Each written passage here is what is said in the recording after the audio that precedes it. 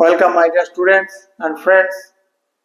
My English Helpmate YouTube চ্যানেলের English grammar সিরিজের একটি নতুন ক্লাসে তোমাদের সকলকে স্বাগত। ইংলিশ গ্রামার সিরিজের আগের ক্লাসগুলিতে আমরা অলরেডি ভার্বের বিভিন্ন ফর্ম V1, V2, V3 বা conjugation of verbs, subject verb agreement এবং অন্যান্য অনেক টপিক নিয়ে আলোচনা করেছি। আজকে আমরা যে টপিকটি নিয়ে আলোচনা করতে চলেছি সেটি গ্রামারের সবথেকে গুরুত্বপূর্ণ টপিক বললেও কম বলা হয়। আমরা আজকে টেন্স বা ক্রিয়ার কাল নিয়ে আলোচনা করতে চলেছি। ক্রিয়া বা ভার্ব বলতে কি বোঝায়? যে কোনো ধরনের কাজ করা বোঝায়। কাজটি আমি আগেও করে থাকতে পারি, এখনো করতে পারি আর পরেও করতে পারি। যে কাজটি আমি আগে করেছিলাম সেটি পাস্ট টেন্সে রয়েছে বা অতীতকালে হয়েছে। যেটি এখন করছি বা করি রোজ সেটি বর্তমান বা প্রেজেন্ট, আর যেটি পরে করব সেটি ফিউচার বা ভবিষ্যৎ। তোমাদের অনেকেরই টেন্স নিয়ে একটা ভালো কনসেপশন রয়েছে। যাদের টেন্স নিয়ে ভালো কনসেপশন রয়েছে তারা এই ক্লাসটি দেখে ঝালিয়ে নিতে পারো আরেকবার, আর যাদের নেই তারা ক্লাসটি ফলো করো। আশা করি টেন্স নিয়ে তোমাদের আর কোনো সমস্যা থাকবে না। ক্লাস শুরু করার আগে একটি রিকোয়েস্ট, ক্লাস ভালো লাগলে অতি অবশ্যই চ্যানেলটিকে সাবস্ক্রাইব করুন। Let us start our class.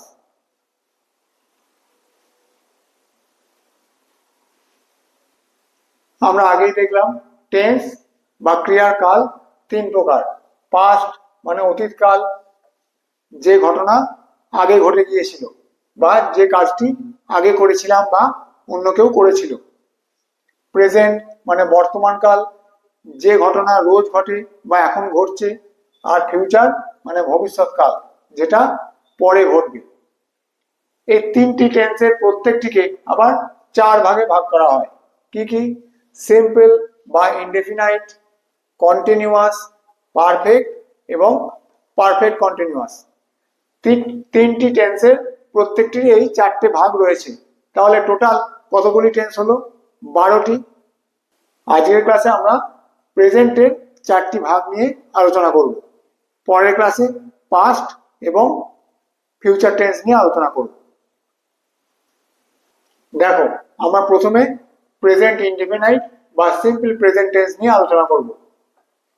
কোনো কাজ বর্তমানে হয় বা চিরসত্য রোজ হয় বোঝালে সিম্পল প্রেজেন্ট বা প্রেজেন্ট ইনডেফিনাইট টেন্স ব্যবহৃত হয়। এই টেন্সে ভার্বের মূল ফর্ম ব্যবহৃত হয়। বাক্যের উদাহরণ দিয়ে দেখো, আই গো টু স্কুল, আমি স্কুলে যাই। ইউ রিড এ বুক, তুমি একটি বই পড়ো। হি রিডস এ বুক, সেও একটি বই পড়ে। The sun rises in the east, সূর্য পূর্ব দিকে ওঠে, এটি চিরসত্য। দেখো, আই গো, ইউ রিড, ভার্বের মূল ফর্ম দুটি, কিন্তু হি রিডস, এস, ভার্বের শেষে এস কেন হলো? আমরা পার্সন করেছি, নাম্বারও করেছি। হি কোন পার্সন, কোন নাম্বার? থার্ড পার্সন এবং সিঙ্গুলার নাম্বার। এখানেও দেখো, the sun third person singular number, rises rise, তারপর এস যোগ হয়েছে। নিয়মটা কি? সিম্পল প্রেজেন্ট বা প্রেজেন্ট ইনডেফিনাইটে সাবজেক্ট যদি থার্ড পার্সন এবং সিঙ্গুলার নাম্বার হয় তাহলে ভার্বের শেষে এস বা ইএস যোগ হয়। বোঝা গেল? তাহলে নিয়মটা কি হলো? বাক্যের সাবজেক্ট যদি থার্ড পার্সন এবং সিঙ্গুলার নাম্বার হয় তাহলে ভার্বের শেষে এস বা ইএস যোগ হয়। ফর্মটা কি হলো? প্রথম সাবজেক্ট, তারপরে কি আসে? ভার্ব। ইংরাজিতে সাবজেক্টের পরেই ভার্ব বসে। কর্তা এবং গিন্নি, আমি যখন সাবজেক্ট আর ভার্বের ক্লাস করেছিলাম তখন বলেছিলাম সাবজেক্ট এবং ভার্ব কর্তা এবং গিন্নির মতন কাজ করে। সাবজেক্ট, তারপর ভার্ব। সাবজেক্ট যদি থার্ড পার্সন সিঙ্গুলার নাম্বার হয় তাহলে ভার্বের শেষে এস বা ইএস যোগ হয়। তারপর অবজেক্ট, তারপর বাক্যের বাকি অংশ। উদাহরণ দিয়ে দেখি। নিয়মটি তোমরা খাতায় লিখে নাও। দেখো এক্সাম্পল, আমি বিকালে ফুটবল খেলি। সাবজেক্টকে কর্তা আমি, অবজেক্ট ফুটবল, কি খেলি? ফুটবল। কখন খেলি? বিকালে। তাহলে সাবজেক্ট আমি, অবজেক্ট ফুটবল, আর খেলি এটা হলো ভার্ব। তাহলে প্রথম কি হবে? সাবজেক্ট আই, তারপর ভার্ব, ভার্বের মূল ফর্ম, তারপর অবজেক্ট, তারপর বাক্যের বাকি অংশ।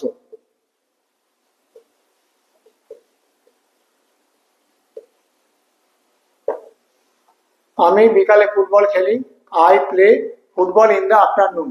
দেখো ফর্ম অনুযায়ী সাবজেক্ট, তারপর ভার্ব, তারপর অবজেক্ট, তারপর বাক্যের বাকি অংশ।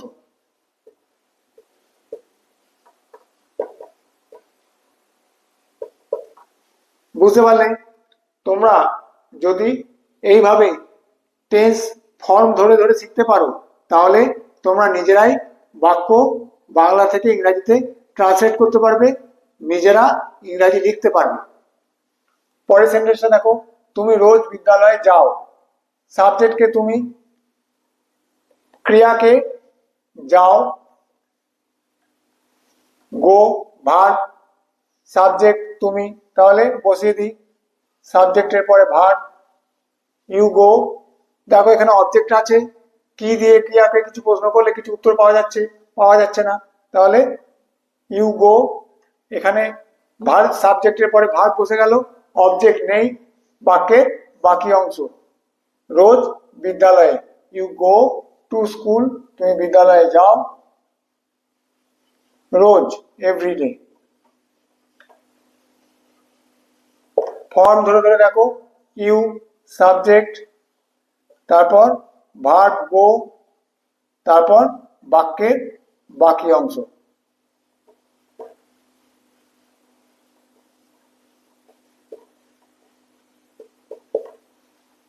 তৃতীয় সেন্টেন্সটা দেখো, রাম পুকুরে সাঁতার কাটে। কে কাটে? কে সাঁতার কাটে? রাম। সাবজেক্ট তাহলে রাম, আর ভার্ব সাঁতার কাটা, বসিয়ে দিলাম প্রথম সাবজেক্ট রাম, সাঁতার কাটা সুইম, ভার্বের মূল ফর্ম রাম সুইম, আর কোথায়? পুকুরে। অবজেক্ট নেই, কি দিয়ে প্রশ্ন করলে কিছু উত্তর পাওয়া যাচ্ছে না, কি আছে? বাক্যের বাকি অংশ রয়েছে, তাহলে Ram swim in the pond.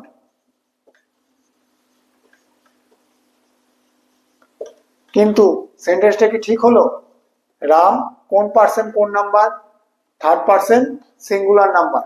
তাহলে নিয়ম অনুযায়ী সিম্পল প্রেজেন্ট বা প্রেজেন্ট ইনডিফিনাইটে ভার্বের শেষে এস বা ইএস যোগ হয়, সুইমের পরে এস যোগ করতে হবে। Ram swims in the pond, subject, তারপর ভার্ব, ভার্বের সাথে এস বা ইএস, যেহেতু Ram third person singular number, তারপর বাক্যের বাকি অংশ।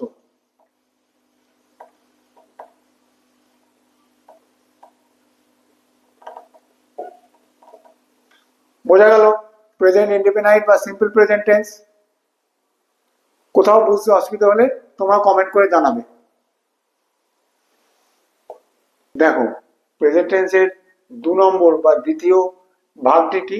প্রেজেন্ট কন্টিনিউয়াস বা প্রেজেন্ট প্রগ্রেসিভ। বাংলায় কি বলে? ঘটমান বর্তমান, যে কাজটা এখন ঘটছে, ঘটমান। বোঝা গেল? কি বলছে? বর্তমানে কোনো কাজ চলছে বোঝাতে প্রেজেন্ট কন্টিনিউয়াস টেন্স ব্যবহার করা হয়, যে কাজটা এখন ঘটছে। বাংলায় ক্রিয়া শেষে কি থাকে? তেছি, তেছো বা তেছে। সাধু ভাষায় তেছি, তেছো বা তেছে। তেছি, তেছো, তেছে অন্ত ক্রিয়া। বাংলায় ক্রিয়ার শেষে তেছি, তেছো, তেছে থাকলে প্রেজেন্ট কন্টিনিউয়াস টেন্স ইংরেজিতে আমরা ব্যবহার করি। যেমন দেখো, আমি বই পড়িতেছি, আমরা সাধু ভাষা এখন ব্যবহার করি না, কি বলি? পড়ছি। I am reading book. আরো কিছু উদাহরণ দেখি। দেখো 2 নম্বর সেন্টেন্সটি কি বলেছে? তুমি ফুটবল খেলিতেছো বা খেলছো। কি হবে? ইউ, ইউ এর সঙ্গে কন্টিনিউয়াসের বি ভার্ব কি হয়? আর ইউ আর প্লেইং ফুটবল। সেন্টেন্সটিতে সাবজেক্টকে ইউ, কে খেলছে? তুমি খেলছো, তাহলে ইউ সাবজেক্ট, এটি বি ভার্ব, এটি ভার্বের সঙ্গে আইএনজি যোগ। আর কি খেলছো? ফুটবল। তাহলে কি দিয়ে প্রশ্ন করলে কি উত্তর পাওয়া যাচ্ছে? ফুটবল। তাহলে ফুটবল অবজেক্ট। পরের সেন্টেন্সটি দেখো, সে একটি ছবি আঁকিতেছে বা আঁকছে। আঁকিতেছে আমরা সাধু ভাষায় বলি, আমরা যখন চলিত ভাষায় কথা বলি তখন আঁকিতেছে কথাটা বলি না, কি বলি? আঁকছে। এই যে তেছি, তেছো, তেছে, এই অন্তঃক্রিয়া, এই তেছি, তেছো, তেছে, এগুলো আমরা সাধু ভাষায় বলি, বা আগেকার দিনে যখন লেখকেরা লিখতেন তখন এই সাধু ভাষায় লিখতেন, এইভাবে তেছি, তেছো, তেছে, এই অন্তঃক্রিয়া দিয়ে লিখতেন। কিন্তু আমরা এখন বর্তমানে বলার সময়ও চলিত ভাষাতে বলি, সেখানে তেছি, তেছো, তেছে এইগুলো ব্যবহার করি না। খেলছি, খেলছো বা খেলছে, করছি, করছো বা করছে, এইভাবে আমরা ব্যবহার করি। যে ঘটনাটা বর্তমানে চলছে সেটিকে আমরা বলি প্রেজেন্ট কন্টিনিউয়াস বা প্রেজেন্ট প্রগ্রেসিভ টেন্স। দেখো, সে একটি ছবি আঁকিতেছে বা আঁকছে, কি হবে?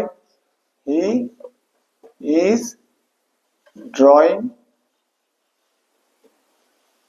এ পিকচার। তাহলে এখানে দেখো সাবজেক্টকে কে আঁকছে? He, is be verb,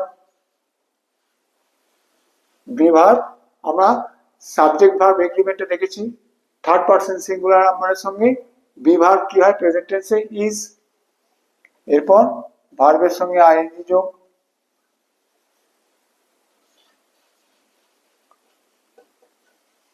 R a picture, এটি হলো অবজেক্ট। কি আঁকছে? একটি ছবি। তাহলে ফর্মটা কি দাঁড়ালো দেখে নিই। তাহলে প্রেজেন্ট কন্টিনিউয়াস বা প্রেজেন্ট প্রগ্রেসিভ টেন্সের ফর্ম কি হলো? সাবজেক্ট, তারপর বি ভার্ব, তারপর ভার্বের সঙ্গে আইএনজি যোগ, তারপর অবজেক্ট, তারপর বাক্যের যদি বাকি কিছু অংশ থাকে সেটিকে আমরা বসাবো। আরো কিছু সেন্টেন্স আমরা বাংলা থেকে ইংরেজিতে ট্রান্সলেট করার সময় দেখব কিভাবে আমরা প্রেজেন্ট কন্টিনিউয়াস টেন্সের এই ফর্মটিকে ব্যবহার করব। দেখো, প্রথম সেন্টেন্সটা কি বলেছে? সে ইংরাজি পড়িতেছে বা পড়ছে। কে পড়ছে? সে। তাহলে সাবজেক্ট সে, ইংরাজি অবজেক্ট, কি পড়ছে? ইংরাজি অবজেক্ট। কিন্তু ইংরাজি যখন আমরা পড়ব তখন সাবজেক্টের পরেই ভার্ব বসবে, আর এখানে ভার্ব কি? পড়িতেছে। তাহলে ইংরাজিতে ট্রান্সলেট করলে কি দাঁড়াবে? প্রথমে subject he, be verb he is, ভার্বের সঙ্গে আইএনজি যোগ, ভার্ব কি? পড়া, রিড, তার সঙ্গে আইএনজি যোগ, রিডিং, আর অবজেক্ট। এরপর হি ইজ রিডিং ইংলিশ। বোঝা গেল? পরের সেন্টেন্সটা দেখো, আজ রাতে আমি দিল্লি যাচ্ছি বা যাব। দেখো এই সেন্টেন্সটা একটু লক্ষ্য করো, আজ রাতে। আমরা অনেক সময় বলি আজ রাতে আমি সেখানে পৌঁছাবো বা আজ রাতে আমি যাচ্ছি। যেহেতু আজ, দেখো এটা কিন্তু যাব বলা আছে, কিন্তু টাইমটা কখন দেওয়া আছে? আজ। যেহেতু আজকেই ঘটনাটা ঘটছে বা ঘটে যাবে, সেই জন্য আমি এটাকে যাব থাকলেও প্রেজেন্ট কন্টিনিউয়াস বলতে পারি, যেহেতু আজ কথাটা রয়েছে। আজ রাতে আমি দিল্লি যাচ্ছি বা আজ রাতে আমি দিল্লি যাব। কি হবে? প্রথম সাবজেক্ট কে যাবে? আমি, আই। কে বলেছে? ভার্ব। এখন প্রেজেন্ট কন্টিনিউয়াস, তাহলে প্রথমে ভার্বের আগে, মেন ভার্বের আগে বি ভার্ব বসবে। আই, আয়ের সঙ্গে কন্টিনিউয়াস টেন্সে প্রেজেন্ট কন্টিনিউয়াসের বিভাগ কি? am। মেন ভার্বটা কি? যাওয়া, গো। কিন্তু প্রেজেন্ট কন্টিনিউয়াস ভার্বের সঙ্গে আইএনজি যোগ। আই অ্যাম গোয়িং, কোথায় যাচ্ছি? দিল্লি, টু দিল্লি। এখানে কোনো অবজেক্ট নেই। I am going to Delhi আজ রাতে। আজ রাতে কি? আজ, আজকে, আজ দিন কি বলি আমরা? টুডে। আজকে বলতে আমরা টুডে বলি। তাহলে আজ রাতে কি হয়? Tonight.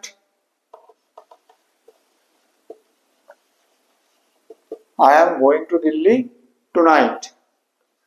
যাবো থাকলেও যেহেতু আজ কথাটা বলা আছে সেই জন্য আমরা প্রেজেন্ট কন্টিনিউয়াস ব্যবহার করলাম। সাবজেক্ট, বিভাগ, ভার্বের সঙ্গে আইএনজি যোগ আর সেন্টেন্সের বাকি অংশ। বোঝা গেল? 3 নম্বর সেন্টেন্সটা দেখো, তারা মাঠে খেলছে। তারা, কে খেলছে?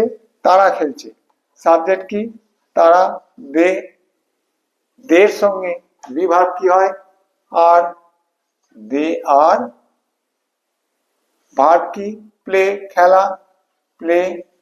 কিন্তু কন্টিনিউয়াসে রয়েছে সেই জন্য আইএনজি যোগ। দে আর প্লেইং। দেখো অবজেক্ট কিছু নেই, কি খেলছে কিছু বলা নেই, কিন্তু কোথায় খেলছে? মাঠে। তাহলে অবজেক্ট না বসে একেবারে সেন্টেন্সের বাকি অংশটা বসে যাবে। কোথায়? মাঠে। They are playing in the ground. বোঝা গেল? আশা করি প্রেজেন্ট কন্টিনিউয়াস তোমরা ভালোভাবে বুঝতে পেরেছো। যদি কিছু অসুবিধা থাকে কমেন্ট করে জানিও। দেখো প্রেজেন্ট টেন্সের 3 নম্বর ভাগ কি? প্রেজেন্ট পারফেক্ট, পুরা ঘটিত বর্তমান। যে কাজ শেষ হয়ে গেছে কিন্তু তার ফল বা প্রভাব এখনো বর্তমান, সেই কাজের ক্ষেত্রে পুরা ঘটিত বর্তমান হয়। বাংলায় ক্রিয়ার শেষে কি থাকে? ইয়াছি, ইয়াছ বা ইয়াছে। সাধু ভাষায় অবশ্যই, সাধু ভাষায় ইয়াছি, ইয়াছ বা ইয়াছে থাকে ক্রিয়ার শেষে। সেই সব ক্ষেত্রে পুরা ঘটিত বর্তমান বা প্রেজেন্ট পারফেক্ট হয়। একটু বাক্যের মাধ্যমে উদাহরণ দিয়ে দেখি। দেখো প্রথম সেন্টেন্সটা কি বলেছে? আমি ভাত খাইয়াছি। সাধু ভাষায় বলি খাইয়াছি, আমরা চলিত ভাষায় কি বলি? খেয়েছি। আমি ভাত খেয়েছি। কি হবে? I have eaten rice. দেখো সাবজেক্ট এখানে কি? কে খেয়েছে? আমি। I subject. তারপর কি বসে? Have verb. আমরা সাবজেক্ট ভার্ব এগ্রিমেন্টের সময় দেখেছি হ্যাভ ভার্বের কোন ফর্ম বসে? হ্যাভ ফর্মটাই বসে ফার্স্ট পারসন সিঙ্গুলার নাম্বারের সাথে। আই হ্যাভ, তারপর V3 ইটেন ভার্বের থার্ড ফর্ম, তারপর অবজেক্ট। তাহলে কি দাঁড়ালো? সাবজেক্ট, তারপর হ্যাভ ভার্ব, তারপর V3, তারপর অবজেক্ট, তারপর বাকি অংশ।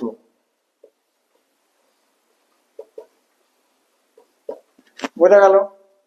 দ্বিতীয় সেন্টেন্সটা দেখো, তুমি একটি জামা কিনে আছো বা কিনেছো। ইয়াছো, ইয়াছি বা ইয়াছে। আমরা চলিত ভাষায় কি বলি? খেয়েছি। এখানে দেখো কিনেছো আর এখানে এনেছে। তুমি একটি জামা কিনে আছো, কি হবে? You have. কেনা ইংরেজি কি? Buy. You have bought a shirt. You, কে কিনিয়াছে? তুমি। সাবজেক্ট ইউ, তারপর হ্যাভ ভার্ব, তারপর বাই, বাই এর থার্ড ফর্ম বা V3 বট, আর এ শার্ট হলো অবজেক্ট। তারপর যদি বাকি অংশ কিছু থাকে বাক্যের সেটি বসবে। যদি থাকে দোকান থেকে, আমরা কিনি দোকান থেকে, কিন্তু যদি আমি দোকান থেকে কথাটা এখানে লিখিনি, যদি দেয়া থাকতো দোকান থেকে, তাহলে ফ্রম এ শপ, সেটা বাক্যের বাকি অংশ হিসেবে কাজ করত। দেখো সে একটি বই আনিয়াছে বা এনেছে, কি হবে? হি সাবজেক্ট, হি এর সাথে হ্যাভ ভার্বের কোন ফর্ম বসে? হ্যাজ। থার্ড পারসন সিঙ্গুলার নাম্বারের সাথে হ্যাভ ভার্বের হ্যাজ ফর্মটা বসে প্রেজেন্ট টেন্সে, হি হ্যাজ। আনা ইংরেজি কি ব্রিং, ব্রিং এর third form brought, he has brought a book, সে একটি বই এনেছে। তাহলে প্রেজেন্ট পারফেক্টের ফর্মটা কি হলো দেখে নিই, সাবজেক্ট, তারপর হ্যাভ ভার্ব, তারপর V3, তারপর অবজেক্ট, তারপর বাক্যের বাকি অংশ। লিখে নিই একবার ফর্মটা। দেখো তাহলে ফর্মটা কি হলো, সাবজেক্ট, তারপর হ্যাভ ভার্ব, যে সাবজেক্টের সঙ্গে হ্যাভ ভার্বের যে ফর্ম বসে, হ্যাভ ভার্ব, তারপর V3, তারপর অবজেক্ট, তারপর বাক্যের যদি বাকি কিছু অংশ থাকে সেটি বসে যাবে। আরো কয়েকটি বাক্য বাংলা থেকে ইংরেজিতে ট্রান্সলেট করে দেখি। দেখো কি বলছে, আমি বিকালে ফুটবল খেলিয়াছি। কে খেলেছে, আমি সাবজেক্ট, খেলা ভার্ব, খেলিয়াছি। কি খেলেছি, ফুটবল, অবজেক্ট, আর এটা হলো বাক্যের বাকি অংশ। তাহলে আমরা ফর্ম অনুযায়ী বসাই।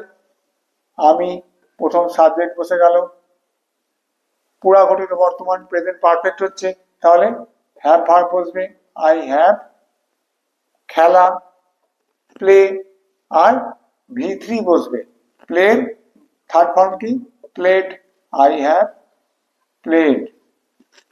কি খেলেছি, football, object, I have played football. এবার বাক্যের বাকি অংশ, কখন খেলেছি, বিকালে, ইন দা আফটারনুন। বোঝা গেল, ফর্ম ধরে ধরে আমরা বাক্যের বাংলা থেকে ইংরেজিতে ট্রান্সলেট করে ফেললাম। তারপর দেখো, তুমি বাড়ির কাজ করিয়াছো বা করেছো, ইউ সাবজেক্ট, হ্যাভ ভার্ব বসে গেল, you have done your homework. এখানে তোমার কথাটা দেয়া নেই, আমি আরো ইওর কথাটা দিয়ে দিলাম, তাতে শুনতে ভালো লাগবে। You have done your homework, তুমি তোমার বাড়ির কাজ করেছো। দেখো you subject, have verb, do ভার্বের থার্ড ফর্ম বসে গেল ডান, আর অবজেক্ট কি ইওর হোমওয়ার্ক। বোঝা গেল।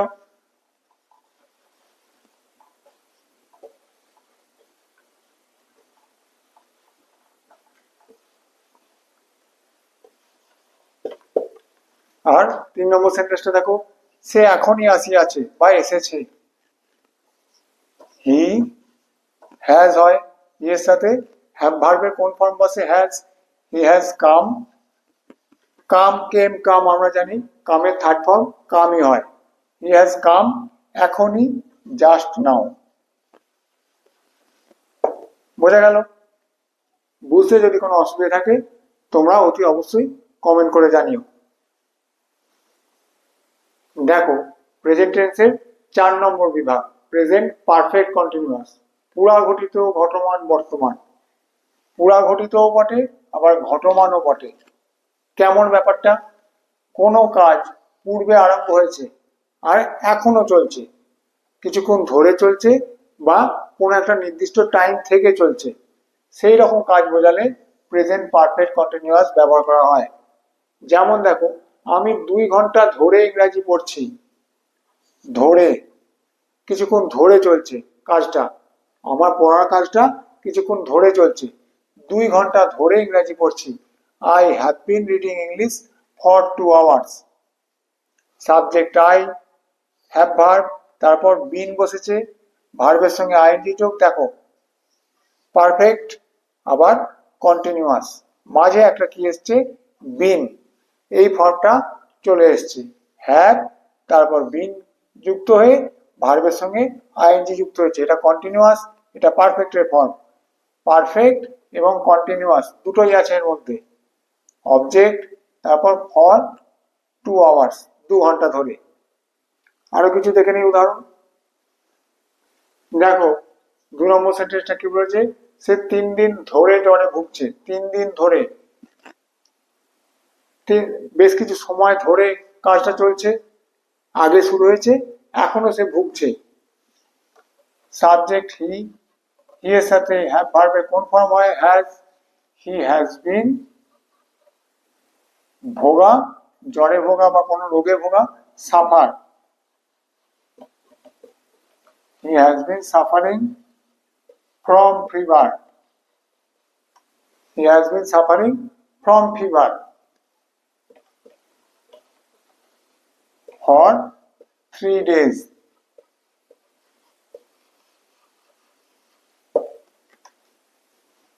তুমি সকাল থেকে পড়িতেছ বা পড়ছো, একটা নির্দিষ্ট সময় থেকে শুরু হয়েছে, এখনো চলছে তোমার কাজটা। ইউ হ্যাভ বিন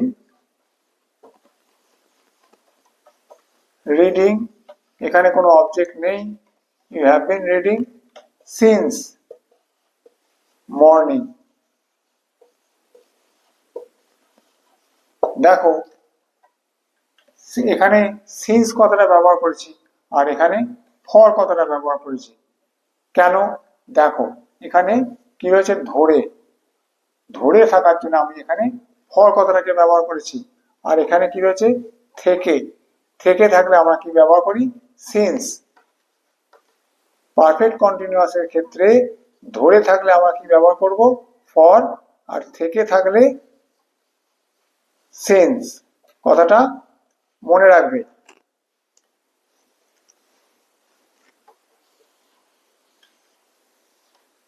ধরে থাকলে ফর আর থেকে থাকলে সিন্স। অতি অবশ্যই কথাটা মনে রাখবে।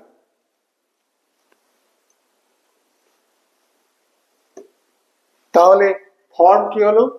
সাবজেক্ট, তারপর হ্যাভ বা হ্যাজ যার সঙ্গে যেটা বসে, তারপর বিন, বিন এখানে সবার সঙ্গেই বসবে। যে কোনো সাবজেক্টের সঙ্গেই পারফেক্ট কন্টিনিউয়াসে বিন কথাটা বসে। হ্যাভ সাবজেক্ট, তারপর হ্যাভ বা হ্যাজ, তারপর বিন, তারপর ভার্বের সঙ্গে আইএনজি যোগ, কন্টিনিউয়াসের জন্য আইএনজি যোগ, তারপর ফর বা সিন্স, ধরে বা থেকে, তারপর টাইম। দেখো দু ক্ষেত্রে একটা টাইম রয়েছে, এখানে দেখো 3 দিন ধরে, আর এখানে একটা নির্দিষ্ট সময় সকাল থেকে, তারপর টাইম, তারপর বাক্যের বাকি অংশ। দেখো প্রথম সেন্টেন্সটিকে বলেছে সে গত সোমবার থেকে জ্বরে ভুগছে, নির্দিষ্ট টাইম বলেছে সোমবার থেকে। আর এখানে দ্বিতীয় সেন্টেন্সটা দেখো, আমি 3 ঘন্টা ধরে ফুটবল খেলছি। দুটোর মধ্যে তফাৎ বোঝা গেল। আমরা জানি থেকে থাকলে সিন্স আর ধরে থাকলে ফর হয়। প্রথম সেন্টেন্সটা দেখি, ফর্ম অনুযায়ী বসাই। সাবজেক্ট সে, হি, তার সঙ্গে হ্যাভ ভার্ব কি হয়? হ্যাজ, তারপর বিন, ভোগা কি বলেছি? Suffer, he has been suffering. এখানে কোনো অবজেক্ট নেই, he has been suffering from fever. থেকে রয়েছে সিন্স, সিন্স গত সোমবার, লাস্ট মন্ডে। বোঝা গেল? Since last Monday. দ্বিতীয় সেন্টেন্সটা দেখো, আমি 3 ঘন্টা ধরে ফুটবল খেলছি। সাবজেক্ট কে? আমি, আই, আই এর সঙ্গে হ্যাভ, হ্যাভ ভার্বের কোন ফর্ম বসে? I have been, I have been. খেলা, খেলা ইংরেজি কি? প্লে, তার সঙ্গে আইএনজি যোগ, আই হ্যাভ বিন প্লেইং। দেখো কি খেলছি, অবজেক্ট আছে এখানে, I have been playing football. তারপর কি বলেছে? ফর বা সিন্স, ধরে রয়েছে তাহলে ফর আসবে, ফর। তারপর টাইম, দেখো টাইম কি দিয়েছে? 3 ঘন্টা, ফর 3 আওয়ার্স। এখানে বাক্যের আর কোনো বাকি অংশ নেই, সেই জন্য এখানেই স্টপ হয়ে গেল। ফর্ম ধরে আমরা ট্রান্সলেট করলাম। বুঝতে যদি কোনো অসুবিধা থাকে অতি অবশ্যই জানিও। আশা করি প্রেজেন্ট টেন্স তোমরা ভালোভাবে বুঝতে পেরেছো। তাহলে আর দেরি না করে চ্যানেলটিকে সাবস্ক্রাইব করে দাও। Thank you.